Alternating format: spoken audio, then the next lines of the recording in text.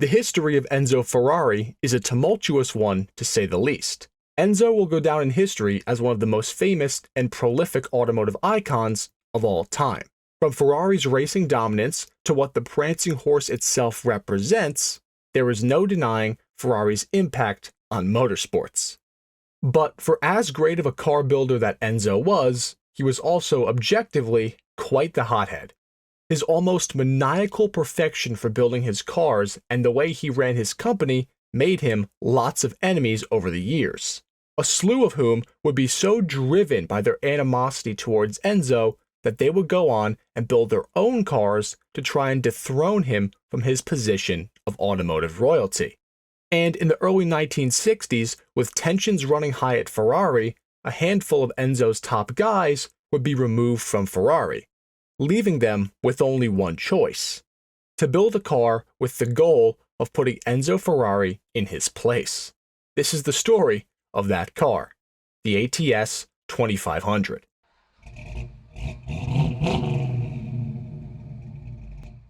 If you want to see more short-form documentaries on unique cars like the ATS 2500 or other cars like the BMW 507, then make sure to subscribe to the Rare Cars YouTube channel and smash that notification bell for our weekly uploads. But now, let's get into the story of the handful of ex-Ferrari employees that will go on to build the most revolutionary car of the 1960s, the ATS 2500. Everything about the ATS 2500 begins in 1961, during an event at Ferrari commonly referred to as the Palace Revolt. Essentially what happened here was that Enzo's wife, Laura Garello, was recently given more of a role inside the company in the years prior, and Ferrari's sales manager at the time, Girolamo Giardini, was pretty annoyed by this, and tensions began to boil over with him to a point where he told Enzo straight up that if Enzo's wife wasn't out, that he would be out himself. Enzo, in response, fired him immediately, which started a domino effect of other high-level Ferrari employees being fired by Enzo or quitting stemming from the Giardini firing. And a group of these recently jobless but incredibly skilled Ferrari employees decided that this was their shot to build a car to get back at Enzo.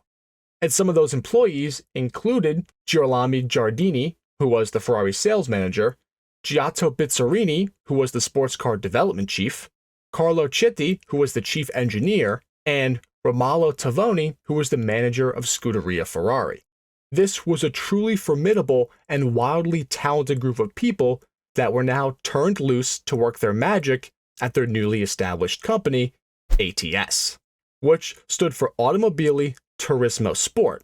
Initially, they launched a Formula One racing effort as their first prong of attack to get Enzo.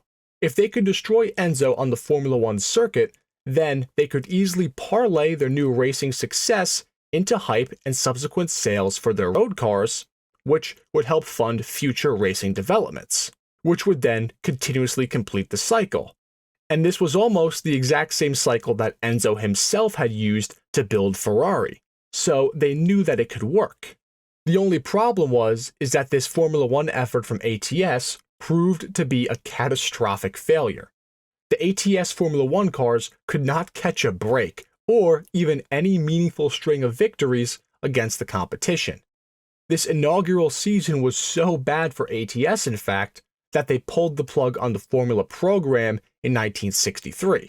And because of that, they even lost certain investor backing to help fund their development. ATS now had to rely on the sales of their new sports car to help save the young company that was teetering on the edge of financial ruin.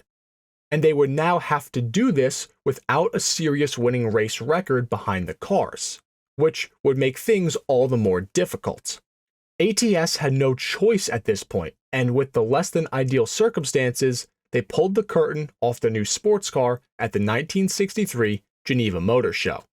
And instantly, everybody knew that this car was something different. Designed by Franco Scaglione, the ATS 2500 was a soft yet beautifully proportioned sports car that looked different than pretty much anything else out of Maranello, because this was the first Italian mid-engined production car ever built, even before the Lamborghini Miura would do so years later and get most of the credit. From a first car from a manufacturer, ATS knocked it out of the park with the 2500 in all aspects. Besides being gorgeous, from an engineering perspective, the ATS 2500 was a serious threat that featured four-wheel disc brakes, four-wheel independent suspension, and, most importantly, its own bespoke engine. That's right, rather than source an engine from another manufacturer, like most low-production automakers of this type would do, ATS decided that they would build their own V8 power plant, which was initially designed by Bizzarini. This glorious high-revving overhead cam 2.5-liter V8 would make around 210 horsepower and could rev to an outrageous near 9,000 RPM. The V8 was also available with Weber carburetors or a mechanical fuel injection system, and it would be mated to a 5-speed manual gearbox. And where things get even cooler is that there were actually two versions of the ATS 2500, the GT and the GTS, with the core difference between the two models being the body construction material. The 2500 GT used a light steel body, and the 2500 GTS utilized an even lighter aluminum body, which actually made quite a difference when it came to weight. And while we're on the subject of weight, I should note that the ATS 2500 was an extremely light car, even with its steel body. The steel-bodied ATS 2500 GT had a curb weight of around 1,800 pounds, with the aluminum-bodied GTSs being around 1,700 pounds. Couple these crazy low weights with its rev-happy 200 horsepower V8, and the ATS 2500 could do 0 to 60 in 5 seconds flat and allegedly top out at around 160 miles per hour. The ATS 2500 GT was a seriously quick car, it was stunning to look at, and it was an engineering marvel for the time period. Everything about it screamed Ferrari killer.